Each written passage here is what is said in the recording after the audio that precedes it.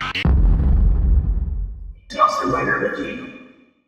YouTube, Awesome Writer here. Welcome to my review for the Go-Go Power Rangers Hardcover Collection Volume 2. Effectively recapping, or encapsulating rather, not recapping, encapsulating the rest of the series. You know, I do reviews for this just to kind of talk about the story in general, not a full series review, but talk about why it's a good story, why you should check out the book and stuff like that. I'll probably have some B-roll footage of me flipping through it so you can see what's in there, but I'm sure you're familiar with these hardcover, like Omnibus and stuff like that, that, you know, is a collection of all the issues from a certain story, as well as, you know, they usually come in multiple volumes like this. The 1 and 2 collect the whole series, and also, of course, having a collection of all the art, you know, from the comic covers, as well as some of the concept art, and they always also have an exclusive story, which I will be reviewing in a second.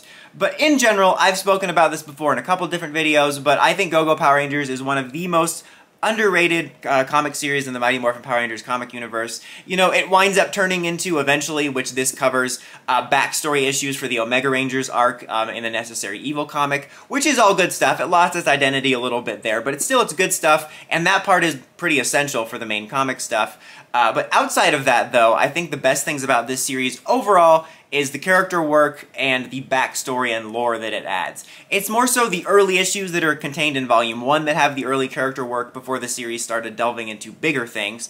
But that was really nice stuff, a really nice surprise, because when this first came out, I rolled my eyes like everyone else, like another MMPR series, and even though it still wasn't doing extremely necessary stuff until Necessary Evil, thank you. No, extremely necessary stuff in the early issues. The character work was better than anything we've ever gotten in the show, so that was still nice. But eventually it gets to some really cool stuff. This one in particular includes some of the best highlights from the series, including some of the Alpha 1 arc, some really strong standalone Rita stuff. I think there's even some backstory on Goldar in there. As mentioned, the stuff with the Omegas, the overall finale of the series, as well as cool stuff which, you know, even when the series lost its identity a bit, becoming a flashback series, you still got cool backstory lore on stuff. Like this includes the backstory on how Tommy got the white light power, both in terms of the character and the lore, which is really cool. So I highly recommend checking this series out. This is a great way to do it. You know, I really love collections like this. It's just cool as a collector, and it's a nice, easy way to have the whole, you know, collection together, and you can pick up both of these and have the entire series. And you know, they are obviously more pricey than the individual volumes, but they actually go on sale fairly often, especially Go-Go Power Rangers because it's not as popular.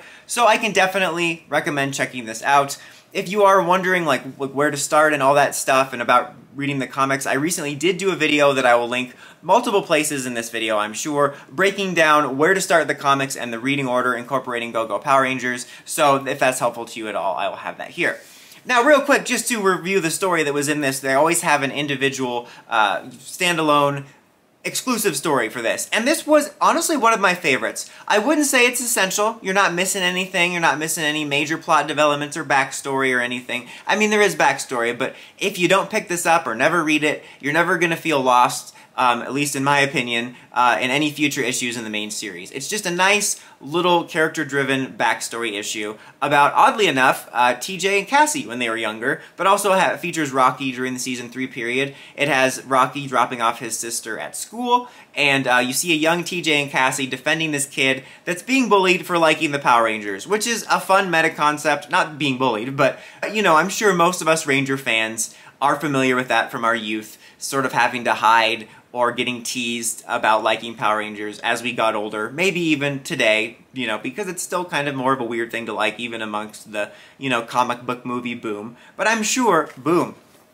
Is it upside down? Yes. I'm sure we all can relate to that, so that was a nice meta beat. But also, just with the story, the way TJ and Cassie acted very much echoed the way they acted when we first met them in the series universe in Passing of the Torch, which are some of the best Turbo episodes. And as I've always mentioned, something I love about TJ and Cassie in that intro is they felt more like truly believable good people. We spend so long in the MMPR series being told how good the MMPR Rangers are and being shown through unrealistic goody-two-shoes Pleasantville activities, but TJ and Cassie were some of the first characters we met in the series overall for me that I believed were good people organically. You know, TJ's heroics felt more organic and grounded, and Cassie's as well, as she showed a bit of relatable humanity and actually being apprehensive, but ultimately coming around and doing the right thing. And I thought this was a really cool way of just evoking that. And then, you know, it's set up like that they would be on Zordon's radar in this universe by Rocky, you know, mentioning that. And you book in the episode with Rocky, you know, getting to have a nice moment with them, showing that the Power Rangers are real, that the other kids didn't believe.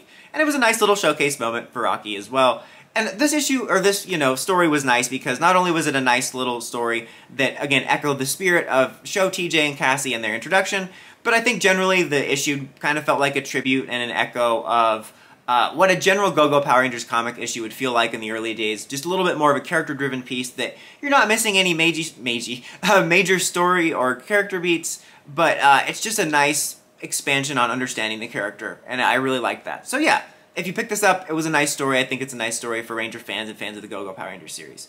But that is my review for this. Like I said, overall, I recommend checking out the underrated Go-Go Power Rangers series. But if you have read it, let me know if you enjoy the Go-Go Power Rangers series in the comments.